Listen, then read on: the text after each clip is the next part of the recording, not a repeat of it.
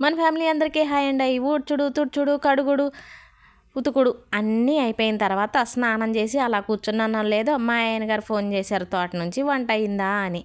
సరేలే వంట అయితే కాలేదు కానీ అయ్యిందంటే ఆయన ఇక్కడికి వచ్చేసరికి వంట చేయవచ్చు కదా అని అయ్యిందని చెప్పేశాను. ఇక ఫోన్ పెట్టేశాక వంట కార్యక్రమం మొదలెట్టాను. బెండకాయ కూర చేస్తున్నాను. బెండకాయ కూరకి తాలింపు చేసేసి పచ్చిమిరపకాయలు, ఎల్లిపాయలు, పచ్చెనగపప్పు, కరివేపాకు అన్నీ నూనెలో వేసి అవన్నీ వేగిన తర్వాత బెండకాయ ముక్కలు కూడా వేసేస్తున్నాను. అయితే ఈ ప్రాసెస్ అంతా మన అందరికీ తెలిసిందే. బెండకాయ కూర గురించి చెప్పాను అనుకోండి, ప్రపంచంలో నాకు ఒక్కదానికే బెండకాయ కూర వచ్చు అన్నట్టు నేను బిల్డప్ ఇచ్చినట్టు ఉంటుందిలే కానీ ఇక ఆ బెండకాయ ప్రాసెస్ వద్దు, పక్కన పెట్టేద్దాం. బెండకాయ కూర అదే అయిపోతుంది కానీ బియ్యం గడబెట్టాను. ఇప్పుడేమో మంచినీళ్ళు ఎసరు పట్టుకుంటున్నాను. ఇక బియ్యం కూడా ఎసరు పట్టేసి స్టవ్ మీద పెడితే అన్నం ఉడుకుతూ ఉంటుంది. కానీ ఈ అన్నం అవ్వకముందే, కూర అవ్వకముందే మా ఆయనగారు రానే వచ్చారు. ఇక నేనేదో నేను కష్టపడిపోతున్నానని నేను చేసే వంటలో ఆయన కూడా పాలు పంచుకున్నారనమాట. అంటే వచ్చాట అన్నంకి వెళ్ళి చూడటం, ఇటు కూరకి వెళ్ళి చూడటం, అన్నం తిప్పటం ఇలాంటివి. అంటే ఆ మాత్రం అర్థం చేసుకొని చేసే మగవాళ్ళు కూడా ఉండాలి కదా. నా అదృష్టం అని నేను అనుకుంటాలేండి. కానీ అయితే ఇవన్నీ కాదు, మీతో ఎప్పటాల నుంచో ఒక సరదాగా నవ్వుకునే సంఘటన ఒకటి చెప్పాలి అనుకున్నా. అంటే ఒకప్పుడు అది బాధాకరమైన విషయం, ఇప్పుడేమో సరదాగా నవ్వుకునే విషయం. ఏంటంటే మనం ఎవరమైనా సరే పెళ్ళిళ్ళకి వెళ్ళినా, ఫంక్షన్లకు వెళ్ళినా, లేదు వేరే ఊరు వెళ్ళినా ఇంటికి రాగానే తలనొప్పి వస్తుందనో, నీరసంగా ఉందనో, కళ్ళు తిరుగుతున్నాయో అని అన్నామనుకోండి, కంపల్సరిగా మన పెద్దవాళ్ళు ఏం చేస్తారు? పెద్దవాళ్ళు అంటే అమ్మమ్మ, నాయనమ్మ. వీళ్ళు ఏం చేస్తారు? ముందుగా వాళ్ళు చేసే పని ఏంటంటే, దిష్టి తగిలిందమ్మా నీకు, ఊరెళ్ళొచ్చావు కదా, పెళ్ళికి వెళ్ళొచ్చావు కదా, నీకు దిష్టి తగిలింది, దిష్టి తీస్తా అంటారు. చాలామంది కొన్ని విధాలుగా దిష్టిలు తీస్తారు. ఎలా అంటే కొంతమంది మట్టి పెళ్ళలతో తీస్తారు, కొంతమంది ఉప్పుతో తీస్తారు, కొంతమంది ఏమో మిరపకాయలు వెంట్రుకలతో తీస్తారు, కొంతమంది గుడ్డలతో తీస్తారు. అంటే వస్త్రంతో తీస్తారు. అవి ఎలా?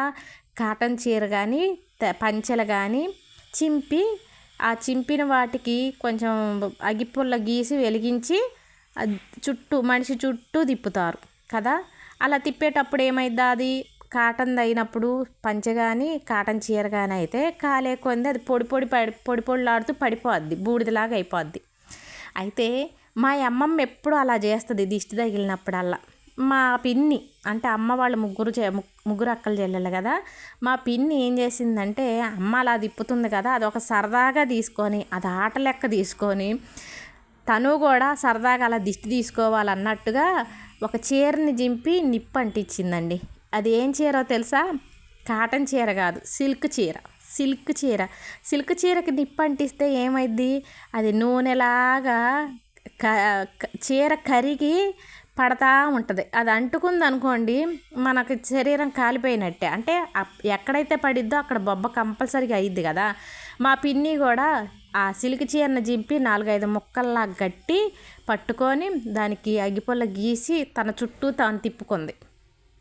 అలా తిప్పుకున్నప్పుడు ఏమైందంటే ఆ చీర అదంతా నూనెలాగా కారి ఒక ఈపు మీద అరచేతి మందాన పడిపోయింది. అలా పడిపోయి ఆ పడినంత లెక్క కూడా పాపం అంటుకుపోయి అది కాలి బొబ్బయ్యి చాలా రోజులు బాధపడి కొద్ది రోజులకి మానటం అయితే మానింది, కానీ ఆ మచ్చ అయితే పోలేదు.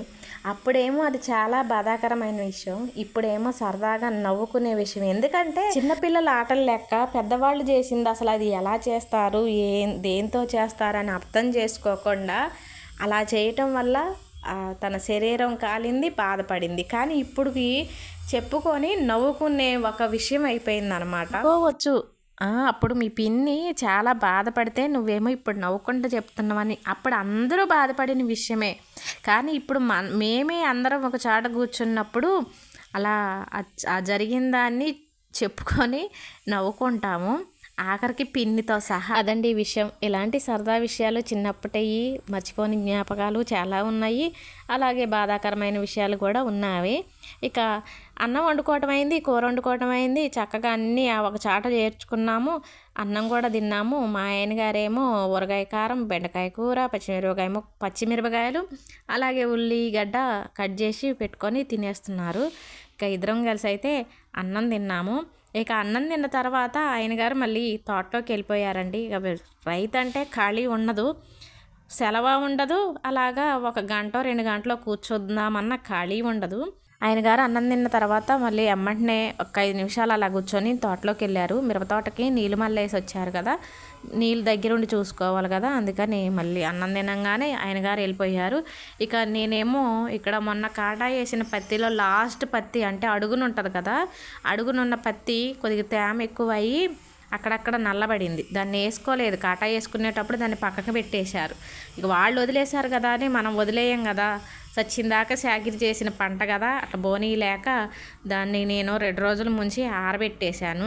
అంటే షాపులో ఉన్నదాన్ని బయటికి తీసి ఇలా పరదా మీద ఆరబెట్టేశాను. ఇలా ఆరబెట్టిన పత్తిని కర్రతో కొట్టేసి ఇక మంచి పత్తి మంచిది ఏరేస్తున్నాను. అంటే పాడైపోయింది తీసి పక్కన పడేసి మంచిదాని వరకు ఇట్లా ఏరి పక్కన పెడుతున్నాను. ఏమో ఒక 10 కేజీలు వచ్చినట్టే కదా, ఇప్పుడు కింటా 6,000కి అమ్ముతున్నారు. 10 కేజీలు అంటే 600. ఎందుకు పోగొట్టుకోవాలని ఇలా బాగు చేస్తున్నాను పత్తిని.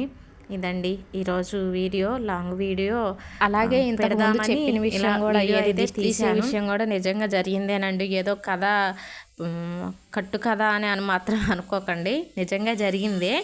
ఇక ఈ వీడియో మీకు నచ్చినట్టయితే కంపల్సరిగా నచ్చినట్లయితేనే లైక్ కొట్టండి అబ్బా. అలాగే లైక్ కొట్టి మీకు తెలిసిన వాళ్ళకి ఎవరికన్నా షేర్ చేయండి అబ్బా. అలాగే ఇంతకుముందు సబ్స్క్రైబ్ చేసుకుంటే ఏం లేదు, ఒకవేళ సబ్స్క్రైబ్ చేసుకోకపోతే సబ్స్క్రైబ్ చేసుకోండి అబ్బా ప్లీజ్.